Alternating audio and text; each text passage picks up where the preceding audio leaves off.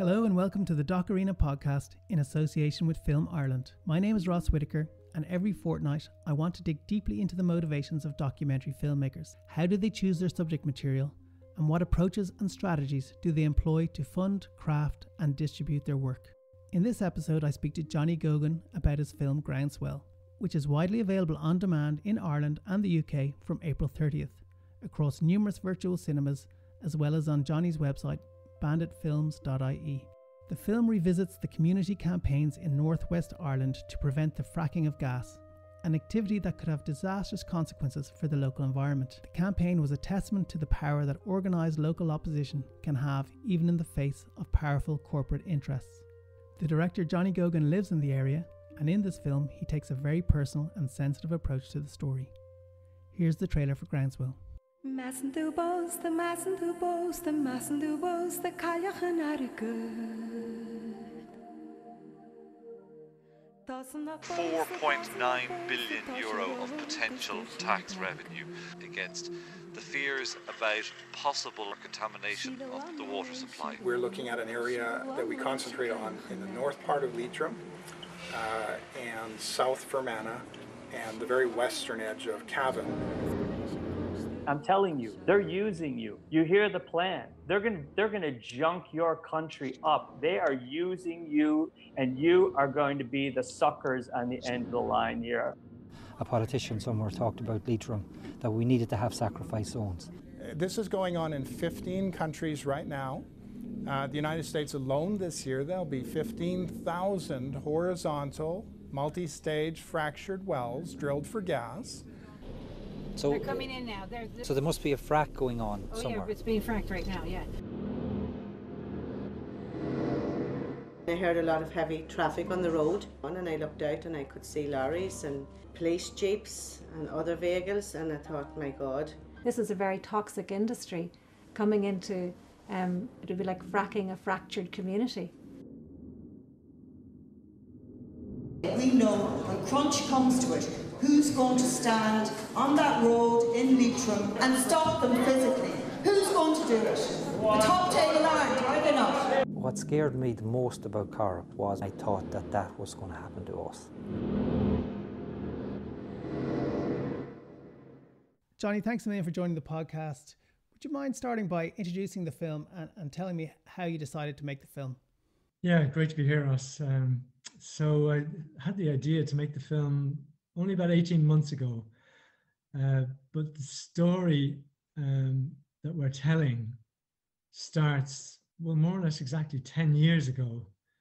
That time I was already making films, but I was also running a mobile cinema, and that cinema used to show all kinds of films, mainly world cinema films.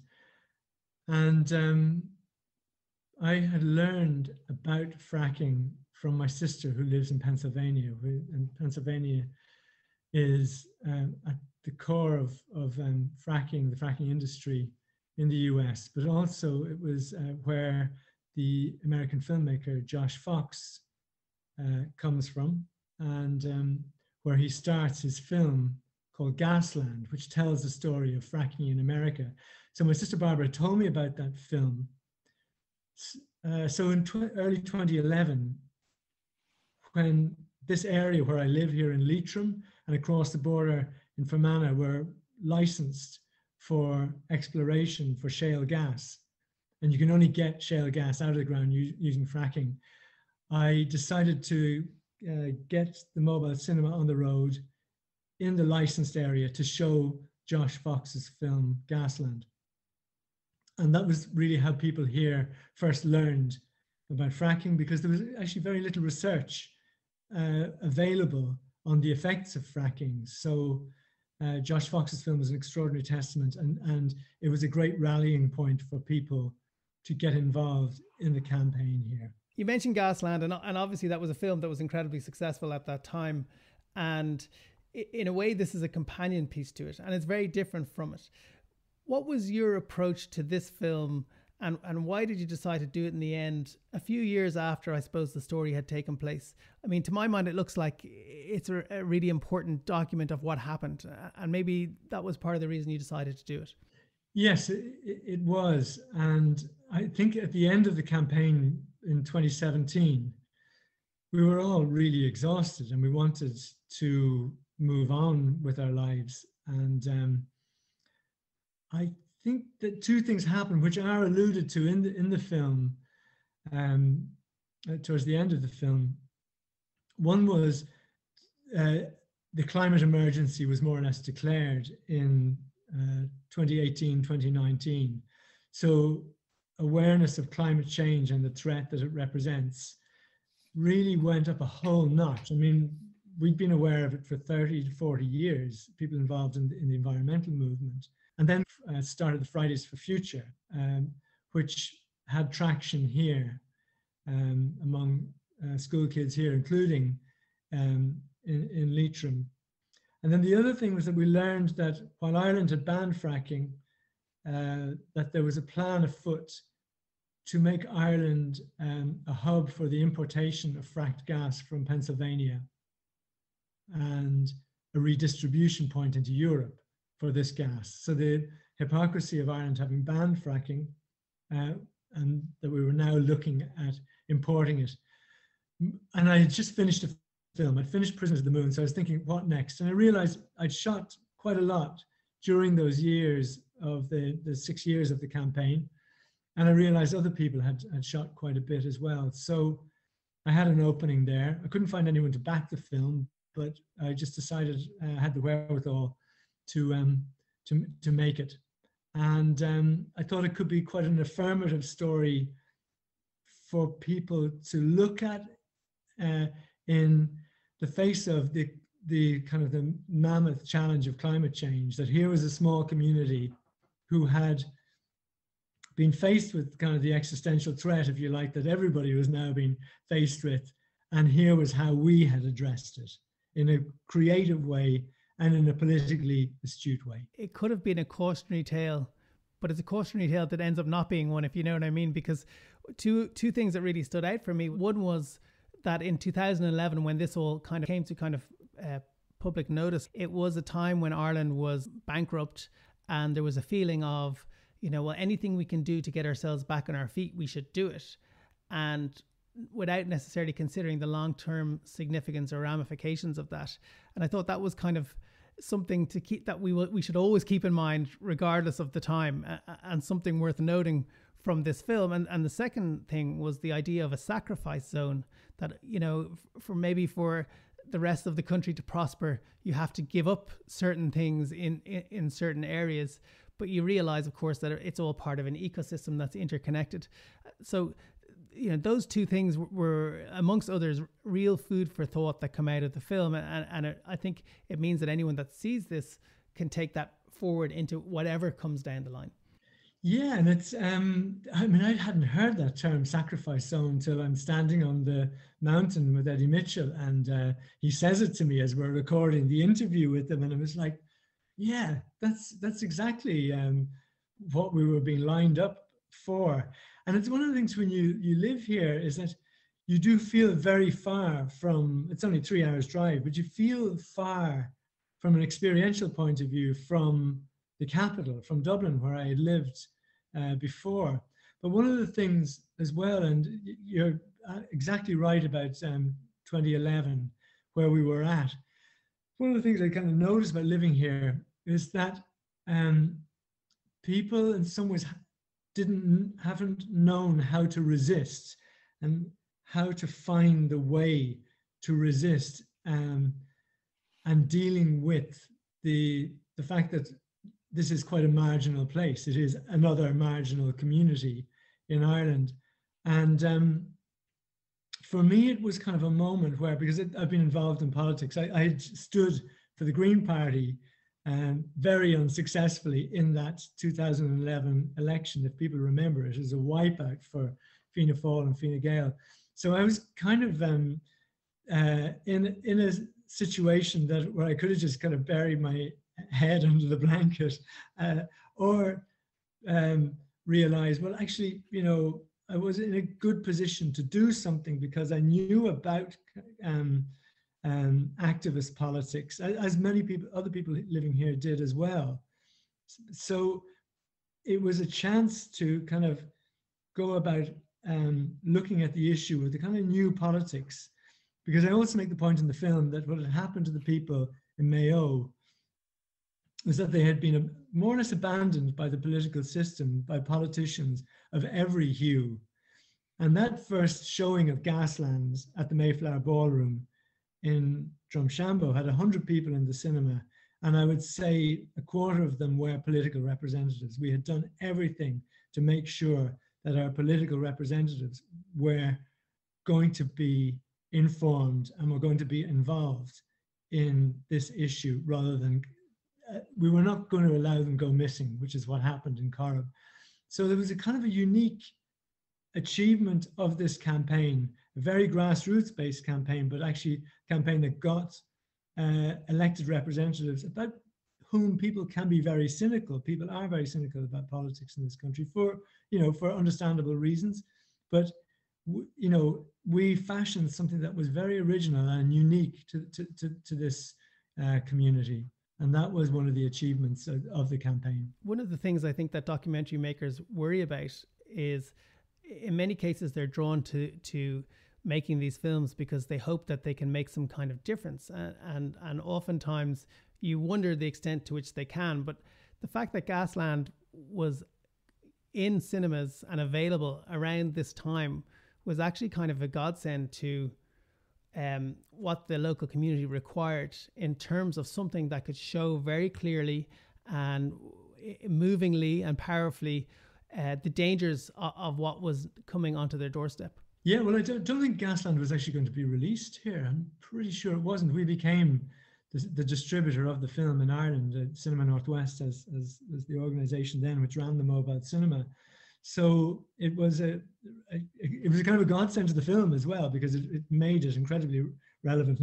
There was a lot of bootleg copies, not from us, I hasten to add, but we were the formal distributor of the film. But I mean, yes, I mean, what a success for Josh Fox. But an interesting thing in a smaller way about our own film, this week, on the back of the release of the film, a bunch of NGOs have come together here in Ireland, Friends of the Earth, Future Proof Clare, the Human Rights Clinic, Human Rights Centre in Galway, and the Love Leitrim's, the group I'm involved with here, are pushing now for Ireland to sponsor a resolution at the United Nations to push for a global ban on fracking.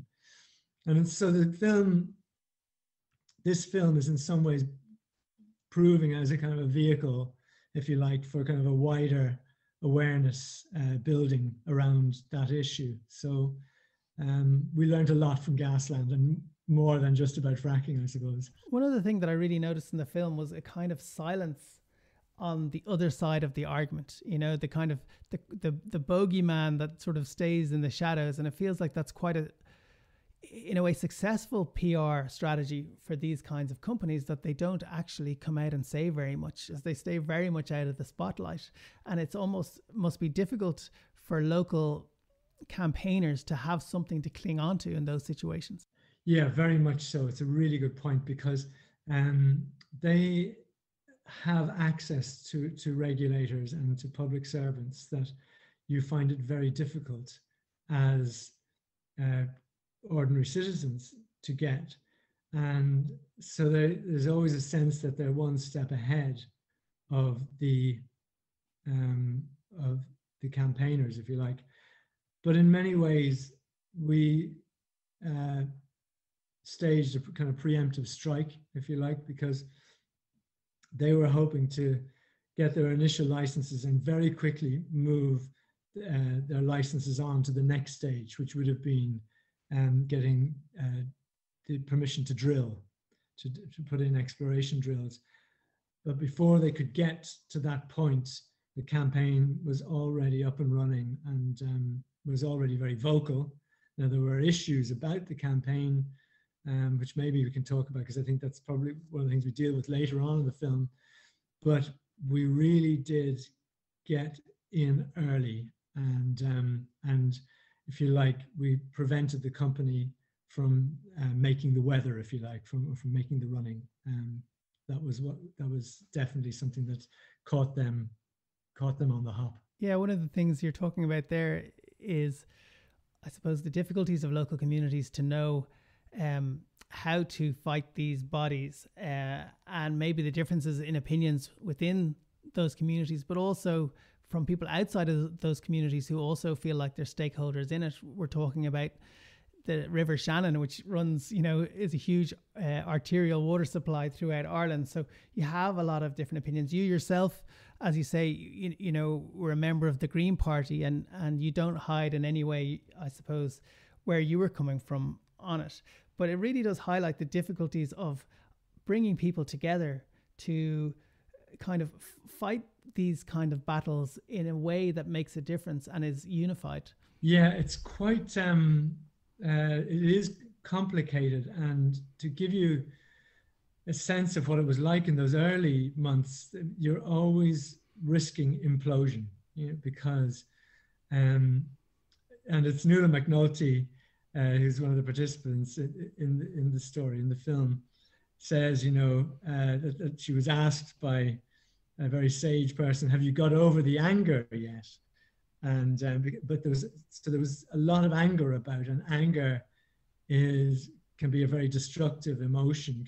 It really saps people's energies, but it also alienates other people, and people were being alienated. And so there was a kind of a two phases to that early stage, which is the kind of the initial intensity of, trying to kind of get a grip on what was happening, and then thinking we were not going to be able to continue operating in this way. And that coincided with the company clarifying where it wanted to locate its activities, which is right up against the border in Leitrim and Cavan and Fermanagh. So they had focused where it was that they wanted to concentrate in a 160 square mile area.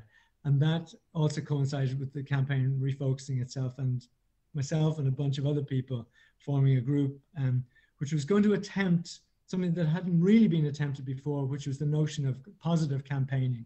So we were not, the first word on our lips was not going to be no, it was going to be yes. Yes, we are in favor of what we already have. Yes, we really love the landscape in which we're living. Yes, there is a strong community here, etc. So we were essentially going to celebrate what we already had. And in that process, deal with two things. Firstly, people don't like campaigning most of the time. They don't like joining protests. That isn't in their nature, and certainly in rural areas. And secondly, there wasn't a clear manifestation on the ground of what the company was about. They didn't have boots on the ground. They didn't have a drill going on. They clearly had plans to. So by us in taking this celebratory approach, it meant that we could build something that was around developing the community, responding to the crash, actually, because people were really, the communities here were on their knees because of the crash. And this was a very affirmative thing that wasn't just about fracking. It was about the community. And that worked, that approach worked. And were elements like that a big motivation for you in deciding to make this film a little bit after the fact, in that you could reflect on those points as being important from a position further along,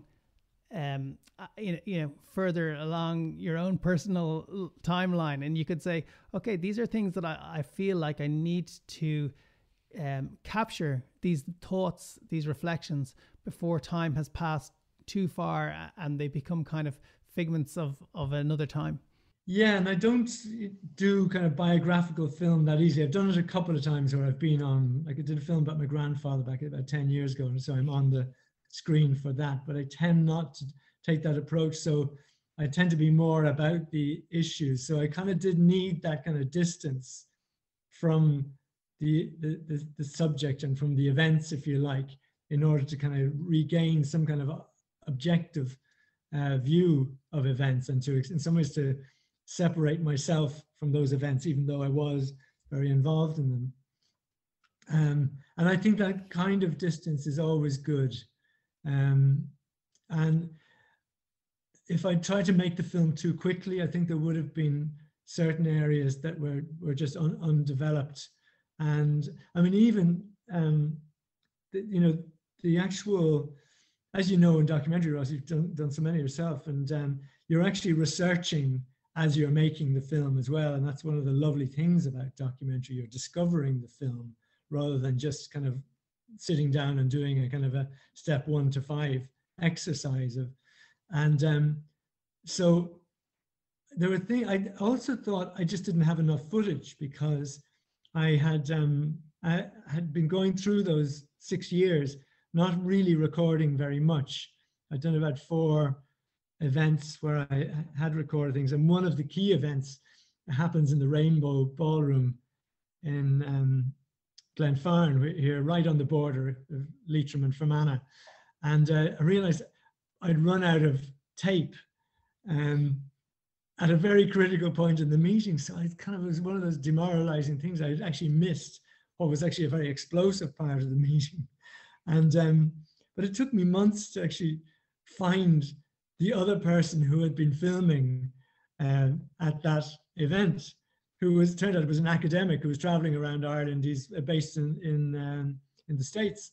And I tracked him down, and he said, yeah, I've got that footage. And so it was like things were really taking shape in front of my eyes rather than kind of being involved in something that was kind of very retrospective, if you like. In a way, it must have been an interesting process to kind of revisit footage from a few years ago, and also to try and start compiling a body of material that you could use for the edit. How did you go about that, both in a research way, but then in how did you start to organize your thoughts towards making a film with a narrative structure? Yeah, well, I was pretty clear about the opening, obviously, as I've described there. And I knew there was going to be, because I knew I was going to go into, say, the positive campaigning aspects. And I also did not want to steer away from the internal conflict, because I think that was something that was very pervasive. As Eddie Mitchell says in the film, that when that seed of suspicion was there right through the 6 years of the campaign, where people were, because there were 20 groups involved in the campaign in total. So, there was a degree of rivalry and tension. But as you know, as a filmmaker, that's interesting for an audience to see. For campaigners, it's just so painful they don't want to go back or revisit that. But but the ending, I didn't know how that was going to go, because the events of the ending hadn't happened when I started to make the film about 18 months ago. And that has to do with Eddie Mitchell approaching me just this time last year, late February 2020, and saying to me, Johnny, I'm going off to Pennsylvania and I'm going to New York to meet up with some campaigners. Why don't you come? And so that opened up. I was never sure that I was going to be able to go to Pennsylvania as part of the filming, and Eddie's decision motivated me to follow him to the States for that week-long trip to the States, which turned out to be in the first week of March last year. And we finished filming in New York on the 10th of March. If people, I think that date is probably pretty clear in people's memory. It's essentially was the beginning of the first lockdown. And if we delayed even a week before going, we probably wouldn't have been able to travel to the States. So it was incredibly fortuitous that Eddie suggested it when we did. And we just jumped at it, and myself and Niall Flynn flew over with him. And so there's some key scenes, if you like, for the closing of the documentary are filmed in New York. And we were actually supposed to interview Mark Ruffalo on March the 10th, and because of the emergency, the COVID emergency, we had to cancel. So hence we interviewed him by Zoom. first to comment on the ending, it does really bring the thoughts together in the end and place them in a context of what continues to happen. So it doesn't place a full stop at the end of the film, but makes you reflect on this being one in a number of important battles or debates that are shaping our environment and our society. So I thought it ended very strongly. Going back to how you're bringing the film together, there are many interviews, and they take place in many places, including post offices, dance halls, I believe one maybe at some kind of music festival. And the music as well, it kind of made me feel like that this film was almost like a bit of an odyssey, you know, and almost like it has, and the music that you choose as well, it feels quite country in a way, and it just feels from a genre point of view quite different from a lot of these campaigning films which really lean into the thriller genre. And I wonder how conscious you were of trying to make something that was a little bit more Leitrim perhaps, and stylistically different from those kinds of films. Yeah, because I think it's more personal, the approach that we take, because I suppose I know a lot of the people in the film, and yes, it is a somewhat of an odyssey, but the geography is actually, we live in quite a tight community here, but the landscape is so expansive, if you like. So it's to catch the intimacy, but also the expansiveness of the landscape that was essentially very prone and open to the threat of becoming a fracking field and a big gas development with 3,000 wells planned on it. So it was important to celebrate the people, but also to show the landscape as a character, if you like, in the story. Yeah, and just speaking a little bit more to that feeling that's in it, which is very personal. And I don't know why I'm focusing on this, but I've seen a lot of films recently that are kind of in this kind of campaigning mode. I mean, one that's around at the moment is The Dissident, which was by Brian Fogel, who also made a film about doping previously. And these films seem to always want to be pushed into drama genres. And this feels much, the pacing of this film is quite different. It feels very Irish in a way and very localized in a way, but in a way that reflects its surroundings. Is that something that you were very conscious of? Because you could have done it differently. You know, you could have, done these kind of, highly lit retrospective interviews and so on, but you chose not to. And I'm kind of curious about taking that approach, and I think it makes for quite a unique feeling.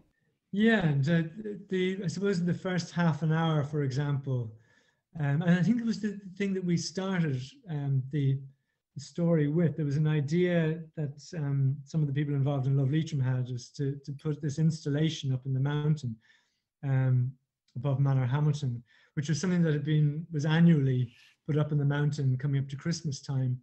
And when I heard that, I thought, that is a perfect way to actually capture a lot of the characters in the story, the landscape, and also the spirit of the campaign, if you like. So we set off up the mountain on this kind of, it feels a bit like a combination between a pilgrimage and an active service unit, because the people going up the mountain are carrying equipment, and you think, where is this going to?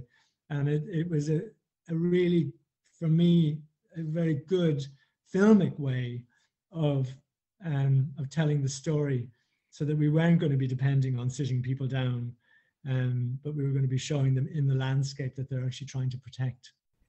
It's an interesting one, because when we think of films like The Pipe in Corrib, and we think of The Lonely Battle of Thomas Reid, and we think of this particular campaign, it goes to show that a lot of the front lines of Irish integrity in terms of our environment and also the decisions that are made are happening not in the corridors of power in Dublin, but on the front lines can be out in the middle of a field or in the sea.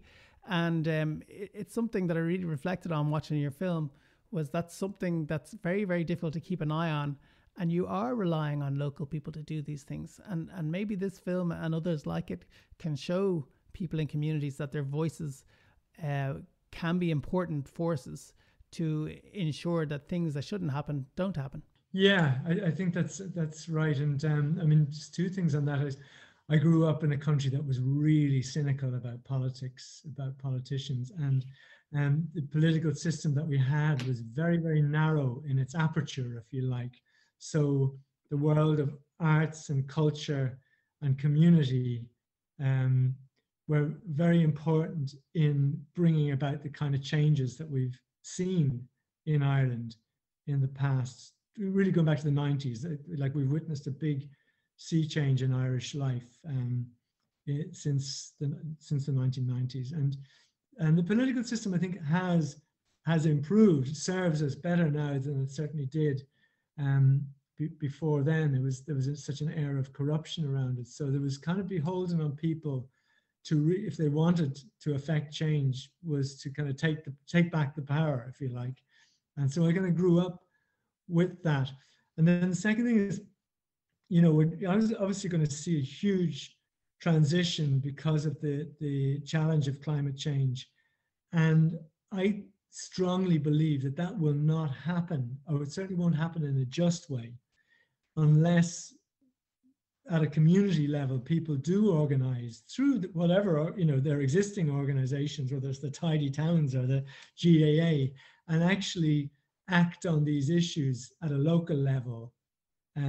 If everything is going to be decided in a top-down way, I think it will be very disempowering, and I think it will be very demoralizing as well. And look at the forest fires that we've experienced in the Mournes and in Kerry. I mean, these are the effects of climate change.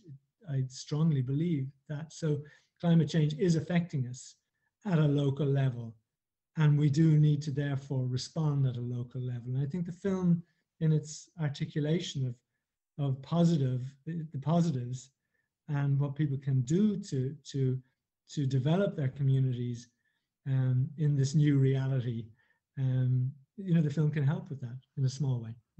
Johnny, as we wrap up the conversation, can I ask you, you've been making films for quite a while at this stage. What piece of advice would you give to someone that's coming into making documentaries and that you feel, may have been a benefit to you or that you could pass on? Sure. Well, as you probably know, I make fiction films and I do documentary as well. And I actually started making fiction first. And I remember working with Gary Keane, who's a fantastic documentary maker, for example, of Gaza. And he's also a great DOP, and he was the DOP on the first documentary I worked on.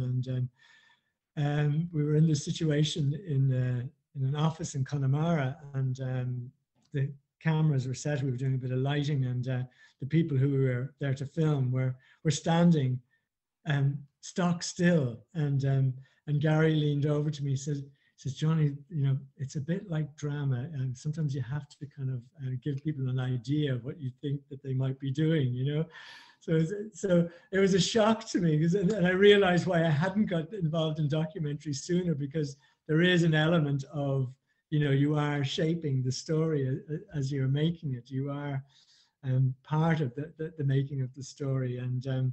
But seriously, I think there's fantastic journalism out there.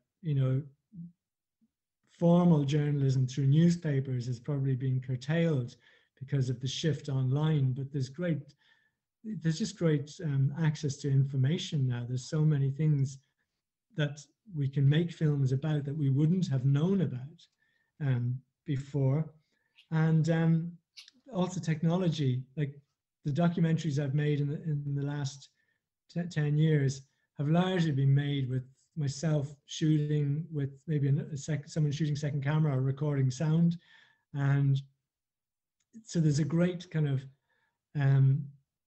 potential there without having too much money to get out there and tell stories and to bear witness to what's happening around us. Very good. And I just wanted to wish you best of luck with the release. It's being released in Ireland this week across a few of the virtual theatres. Unfortunately, we won't be having face-to-face screenings yet. What are your hopes for the film over the next while?